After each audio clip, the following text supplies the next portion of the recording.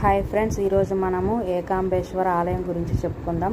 భారతదేశంలో అత్యంత పవిత్రమైన శివక్షేత్రాలలో ఒకటి తమిళనాడులోని కాంచీపురంలో ఉన్న ఏకాంబేశ్వర ఆలయం పంచభూత స్థలాలలో ఒకటి. ఈ ఆలయం ఇది భూమి తత్వాన్ని సూచిస్తుంది. అంటే ఇక్కడ శివుడు భూమి రూపంలో ఉన్నాడు. అమ్మవారి కదా మోస్ట్ ఇంపార్టెంట్. ఒకప్పుడు పార్వతీదేవి శివుణ్ణి పెళ్లి చేసుకోవాలని తపస్సు చేసింది.